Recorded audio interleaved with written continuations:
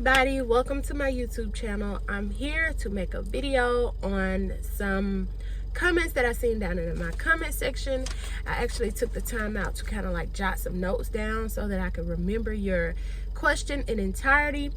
And I actually went online to give you like some actual definition type of responses instead of me just trying to regurgitate information that I've acquired over a period of time and just come on camera and try to regurgitate it off the back of my head, because sometimes it can get kind of like choppy and I'll forget the points that I was trying to make and this, that, and the third. So I'm just gonna jump right into it. And I have a subscriber by the name of Kid Swag. Hello to you. I appreciate you for taking the time out to comment underneath my video and ask me such an in-depth question. And I thought it was just, you know, a very good question. So I took the time out to actually go and bring you back some quality information that you can, you know, actually benefit from. Not saying that my other videos you can't benefit from, but you're taking bits and pieces of this and that. So I just want to focus in directly on what it is that you asked, because I know a lot of people probably have this exact question. Now I'm going to give you like the pros and cons to it. So yeah, but anyway, I'm going to jump right in. So you started off by telling me that you were 13. You started out, you've been mewing from the age 13 and you're now 17. You also told me that you watched one of my previous videos where I was speaking about bone smashing and you found it very interesting. You said you've been bone smashing for about a week now, but you recently ran across a YouTuber by the name of Kevin TSE, and you said that he was an older man and he said that bone smashing was fake. He said that you could bone smash for a period of time and your face will swell up and you will see results for months, and then the results will just kind of like fade away because the swelling will go down and it won't give you that look that you were going for. Okay, now I can say that, you know, I understand his reasoning behind that. Like, I'm going to reiterate this again, I'm new to bone smashing, but this is just my take on what I think, my opinion, and what I've witnessed and things that I've seen. I also want to recommend that you go check out the videos from Indigenous Swiss, because he has hundreds of bone smashing videos, not just mewing videos, all types of videos, but particularly bone smashing. That's who I picked up this technique from. And if you go through his videos, he looks like a completely different person. And he has videos from a year ago, 2 years ago, where you can literally see his face transform into something so beautiful that it's like I can't even describe it to you, and it's beautiful and the results are still there. Now when the trauma is first applied to the bone, you will swell, your face will swell, but the swelling will go down, but you still will have like the effects from bone smashing. Like, it won't be massive the way that it looks initially. From like, okay, let's say if a woman go and gets a breast augmentation, and when they implant the boob, the breasts sit up like, oh my gosh, they look so fake and they look so plastic. It's so obvious that they've had their breasts done. But over time, the breasts start to settle and they start to look very, very natural. It does not give off a like, oh my gosh, she got her boobs done. Now, as they settle, you'll start to say, well, did she get them done? Like, if you don't know a person and they've had their boobs done and they've had them done for a while, you sometimes you cannot pinpoint, you cannot tell that that person has had a boob job.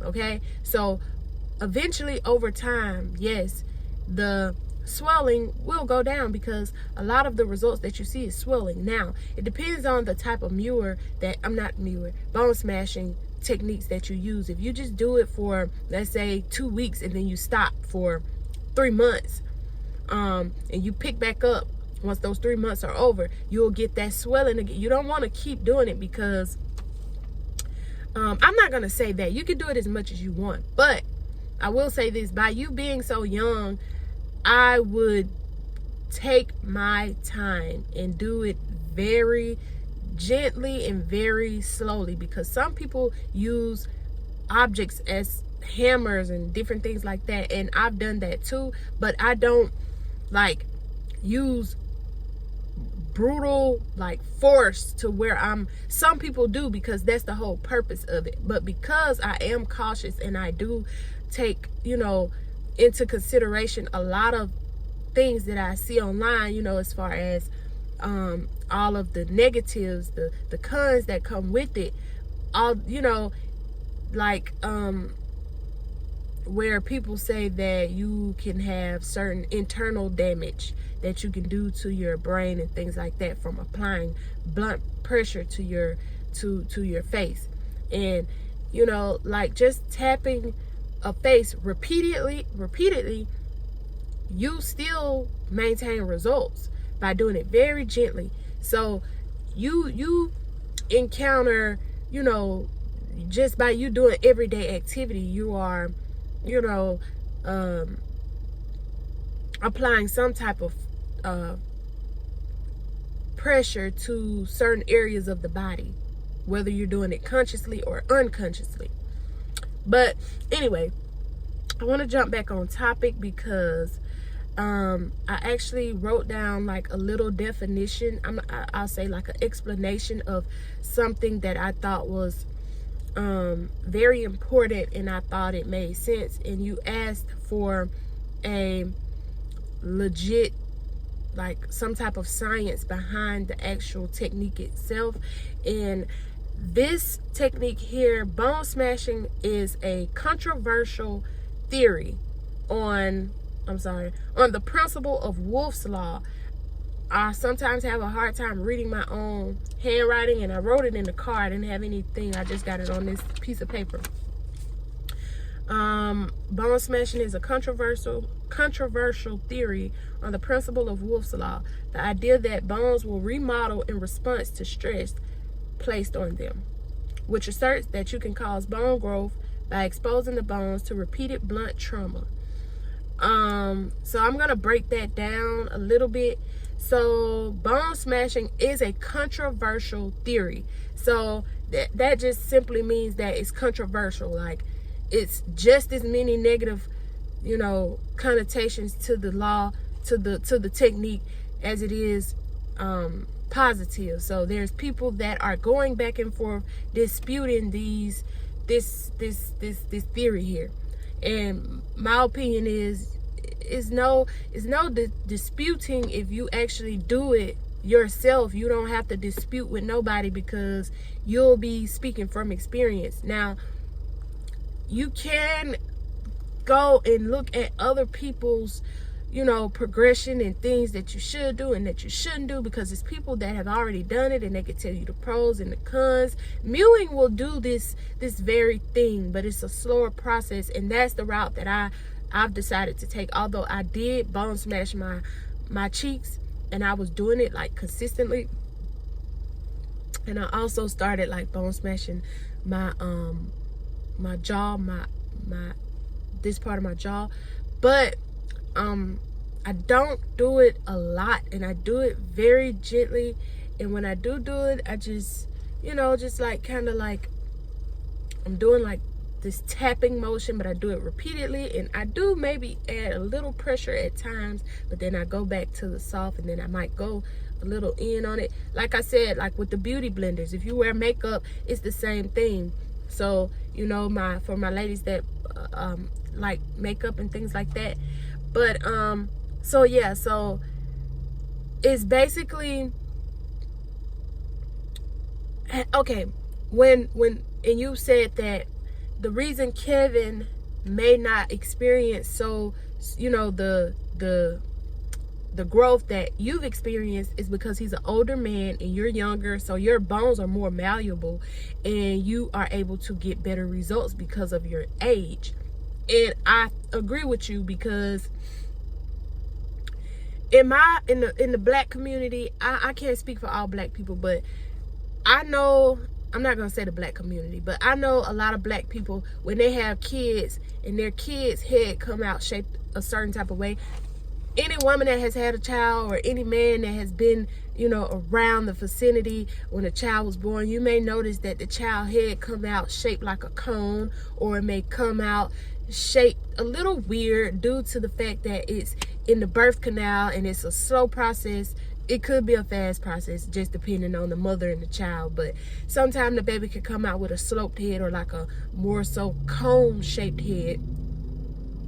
And a lot of black women, they remold and shape the baby's head as a baby, because the baby is made of gristle. It really isn't it doesn't have any real bones. It's really, they have bones, but it's more like gristle, and the bones are very malleable, and they just take their hands and they literally reshape the baby's head, and just to give it a more symmetrical, more rounded out, or more whatever the look they're going for, they do that. And it's not and babies have like a soft spot in the top of their head. It's nothing that can cause any damage. It's just that just doing a little bit of reshaping. Even there's kids that come out with the flat head. They come out with a flat head, and doctors take the proper steps to reshape the child's head. And it's, people in the medical field do things like this all the time, but it's never a second thought, or it's not a question. But I don't know, but I just wanted to give you guys that example. And I also wanted to mention that there's kids that have like really bow legs. They're born and their legs are like bow, they're shaped like a bow, and in order to straighten the legs out to make them grow straight, instead of growing like this, and then when they walk, their legs are like a C, literally. Instead of them having legs like that, when they're babies, the doctors will literally break their legs. They will break their legs, and then they'll have to wear casts so that the legs will grow back straight and in place, so that the child won't have really like bow legs. They will grow straight up. So, and there's people, you can go research this type of stuff. So it's not that I'm just making this type of stuff up. It's people really do this.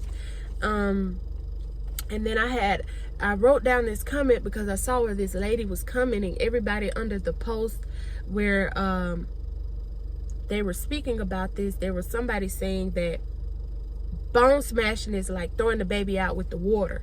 So basically they're just saying that you're trying to get rid of something that you don't like about yourself, but you messing yourself up. Like, my grandma used to tell me all the time, because I've been like this since I was young. I would always be in the mirror like, oh, I want to do my hair like this. Oh, I want to do this. I want to. She's like, Amaria, God give it to you. You gonna mess it up. But she just meant you're already pretty. You're already perfect. You don't have to try to make yourself anything other than what you already are. But it wasn't that. It was just that I always wanted to. I'm a perfectionist, and I like things to look a certain way, and I like for things to look really spectacular, to the top of the line. So if it's anything that I can do better, or just, I don't care how good a person may look, I don't care how good they may dress, there's always room for improvement. I don't care how smart a person is, there's always room for growth, there's always room for improvement. You cannot tell me that I think I look good. Like, but it's things about myself that I want to improve. It was a time in my life where I didn't even think I looked good. Everybody else thought I looked good.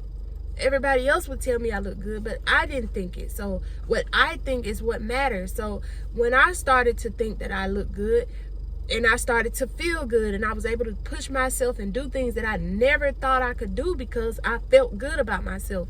That is important. So yeah, I wouldn't say go overboard, because I do agree with that statement to a certain extent. You don't want to do something and you regret it and say, you look back and say, I should have left my face alone.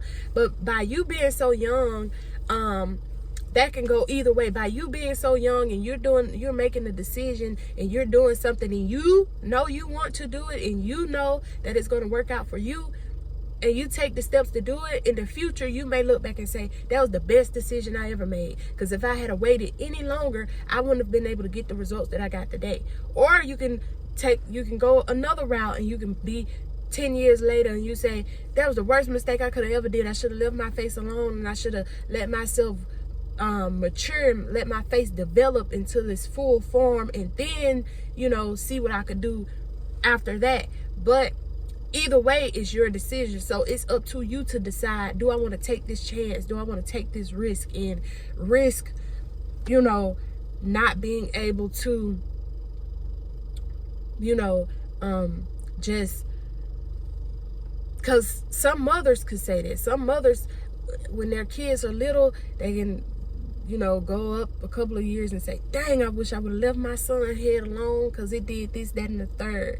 Or, oh, I'm so glad I shaped my baby head, because, oh, if I hadn't have shaped his head, I don't know what he would have looked like. But yeah, so that's gonna be all for this video, because I'm at 16 minutes and I feel like I've been rambling. But thank you so much, Kid Swag, for that question. And yeah, it helped me put some things into perspective. But my opinion, my personal take, I'm you. And I enjoy it. And with bone smashing, my personal opinion, yes, I do, to a certain extent. Even because if you wear makeup, you're low-key bone smashing anyway. If you wear makeup, if you're a woman, not if you use brushes, but if you use beauty blenders or anything where you're beating makeup into your face, you're bone smashing. You don't technically call it bone smashing, but you are. So it just depends on you and your perspective on it. It's many ways that people, you know, achieve certain looks. It's certain people and certain lifestyles that people live that they can thank certain areas and certain aspects. Let's say, I don't know, I'm trying to think of an example that I can use, but I think I've given you guys enough examples, and I'm just going to end this video. But yeah, that's going to be all for this video. Thank you guys. Like, comment, and subscribe. I am so blessed. I am so grateful. And from now on, I'm not addressing any negative comments. If you come on my channel and you say something stupid, I'm going to ignore you, because I'm just not going to give my energy to negativity and stupidity. I'm just going to ignore you. Just point blank, period. I'm going to ignore you. I'm not going to respond. I'm probably going to end up blocking you. And if you want to take the time out of your day and create another page to come and leave comments, guess what? I'm probably going to block you again. But guess what? All of that going back and forth with you guys about my son and how I should be doing this and how I should be doing that, mind y'all damn business. Not for the people that's coming on here spreading positivity, but I'm talking about the idiots that's saying negative shit in my comments and just being negative. Like, it was somebody came on my channel. Like, I'm not gonna speak on it. I'm gonna leave that alone. But for the people that get it, y'all get it. You know, when people see you doing certain things and they miserable in their own life, they'll try to do anything to kind of come, let me see who at peace, let me see who I can go bother today. That's how I feel people think. That's how I think people feel. But yeah, I'm out of here because I'm at 19 minutes. I gotta go. I got stuff to do. I got up and I made this video very early, and I'm so proud of myself. I feel so accomplished, because I'm going to get you guys a video, whether it's a 3-minute video, a 5-minute video, a 20-minute video. I'm gonna get y'all a video up every day this month for the rest of this month, and I'm gonna hold my word to that. So yeah, that's gonna be all for this video. Bye.